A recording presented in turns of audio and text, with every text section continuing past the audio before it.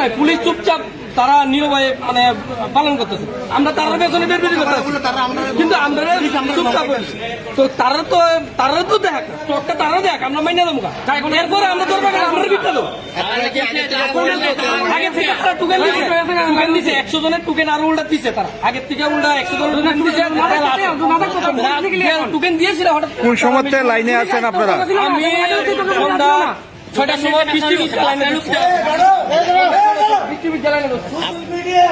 হ্যাঁ, তারপরে সেই জায়গার থেকে আমি লাস্ট সাইকেল আমার ওখানে সাইকেল আমি যা রাখছি, আমি দিবি যাবো কিভাবে? আমি একটা দেখি টোকেন আছে না, আমি তো সেকেন্ড আমার এই সামনে তো সেকেন্ড সাইকেল আমার। আচ্ছা, যারা টোকেন পাইছে তারা তেল পাইছেনি না, তারা তো পাইছে, তারা তো টোকেন দিয়ে আইছে তেল পাইছে। তারা তো তেল দেওয়ার কথা। আমরা তো এনে দাঁড়িয়েছি, তারা তো তেল পাইছে। আপনাদের অভিযোগটা কি? তারা স্টক দেয় না, তারা তো স্টক দেয় না কিছু না। হঠাৎ করে মেশিন বন্ধ করে তারা বিতে জায়গা সিকিউরিটি দিতেছে, তো তারা বিতে এসে চালায় ঘুমাচ্ছে। আমরা 6 ঘন্টা 8 ঘন্টা খাওয়ান নাই, এই জায়গাটা সময় থেকে আইসেন লাগে সন্ধ্যা 7টার সময় ছিল। কত টাকা করে তেল দেয়? 200 টাকার মতো তেল দেয়। 200 টাকা তেল দেয়। এখানে আসছে 2 ঘন্টা লাইন ধরে 3 ঘন্টা লাইন তেল দেবো 200 টাকা, ঠিক আছে? মাইনিমাম আমরা এটা আমরা তেল 2 ঘন্টা ধরে লাইন ধরে 3 ঘন্টা লাইন ধরে আমরা বাড়ি যাবো কিভাবে? আমার বাড়ি কোথায় বলতে পারি? হেঁটে বাজে আমার সাইকেল দেখুন তেল আছে কি নাই।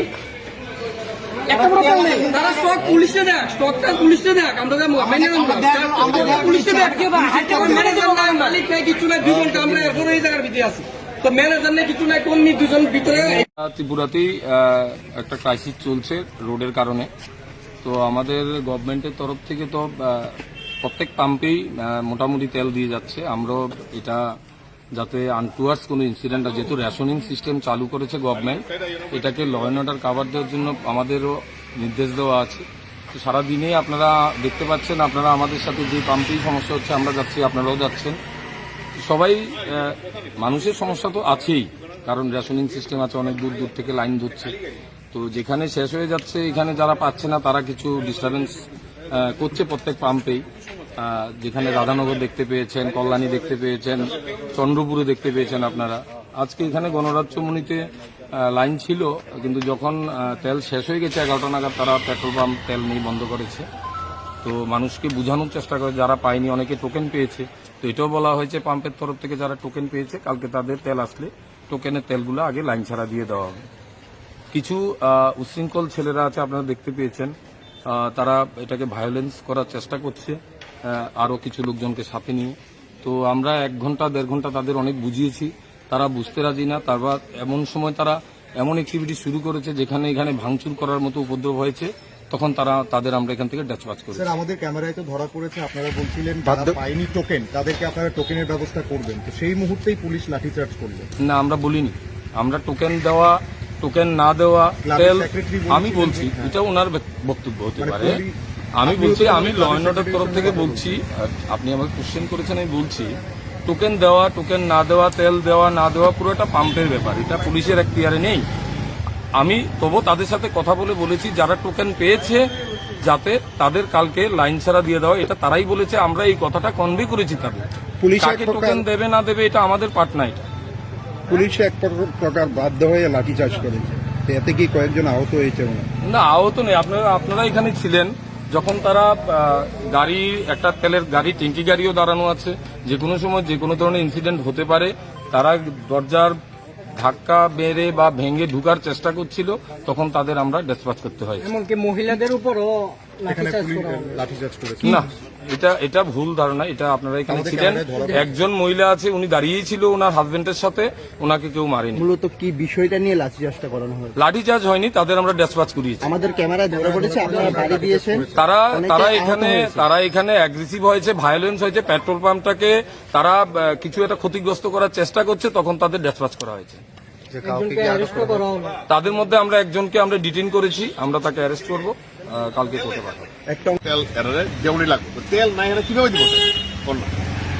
এখানে এলাকার মানুষ ঘুমাইতে পারতেছে না, খাইতে পারতেছে না। অভিযোগ হচ্ছে যে এই এলাকায় মানে এই পেট্রোল পাম্প সময়ের বাহানা দিয়ে 11টার সময় পেট্রোল পাম্প বন্ধ করে। আচ্ছা, পেট্রোল পাম্প বন্ধ করার সময় রাত বলা হচ্ছে যে 10টা। সকালবেলা তারা 11টা সাড়ে 11টাতে তেল দিচ্ছে। ক্রাইসিস পিরিয়ড, এই ক্রাইসিস পিরিয়ডে কি সময়টা কি তেল সবচেয়ে শেষ হয়ে গেছে, কোথা থেকে দেবে ওরা? তাহলে সকালবেলা কিভাবে দেওয়া হবে? না না, এটা ভুল। সকালে কিভাবে দেওয়া না, না, হবে? আমি ভিতর থেকে খবর নিয়েছি, ওর মালিকের সঙ্গে কথা বলেছি, এখানে তেল নেই, তেল না থাকার কারণে ওরা বন্ধ করেছে। ওরা তেল থাকলে ওরা দিয়ে দিচ্ছে। প্রশ্ন দুইটা আছে, একটা হচ্ছে মেশিন নষ্ট আর একটা হচ্ছে তেল নাই, কোনটা সমস্যা? মেশিন নষ্ট না, তেল নাই না, বলা হয়েছিল কিছুক্ষণ আগে যে মেশিন নষ্ট। বলা হয়েছে, কিন্তু আমি যে ভিতরে খবর নিয়েছি মেশিন নষ্ট না, ওদের কাছে তেলই নেই। তাহলে সকালবেলা দেবে কিভাবে আপনারা? সকালবেলা গাড়ি আসবে, ওদের গাড়ি আসে, রাস্তায় গাড়ি আসবে, আসলে ওরা তেল দেবে। মূলত 10-12 জনকে টোকেন দেওয়া হয়েছিল। টোকেন যারা আছে তাদের লাইন ছাড়া কেন কালকে তেল টোকেন দেবে। দেওয়া হয়েছিল? তেল যখন নেই টোকেনটা ওরা জানে যে এস্টিমেট করে পারে না দিতে। আচ্ছা।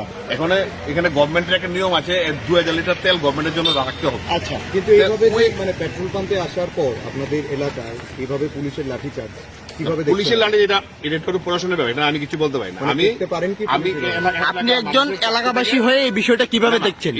এখানে আমি কোনো কমেন্টস করছি না, এটা প্রশাসনিক ব্যাপার। ওরা ভিতরে আটকে আছে, ওদের বেরোতে পারছে না। হ্যাঁ, আমি ওদের সঙ্গে কথা বলতে এসেছি। এই এলাকার মানুষ, এখানে রুগী আছে, বয়স্ক লোক আছে, ওরা ঘুমোতে পারছে না। আমি স্কুলের ঘরে থেকে আচ্ছা, কি বলবেন সেক্রেটারি হিসেবে আপনার এলাকায় এভাবে পুলিশের লাঠিচার্জ? আমার এলাকায় তো মানুষ অস্থির।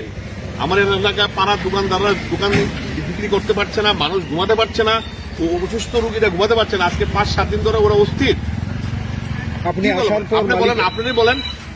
হ্যাঁ। আপনি আসার পর মালিকের সঙ্গে কথা হয়েছিল? আমি মালিকের সাথে কথা বলেছি, মালিক বলেছে এখন তেল নেই, তেল আসছে, গাড়ি আছে রাস্তায়, কালকে আসছে। যাদের কাছে টোকেন ছিল ওরা কালকে লাইন ছাড়া টোকেন তেল নিয়ে যাবে। কালকে 6টা থেকে কি দেওয়া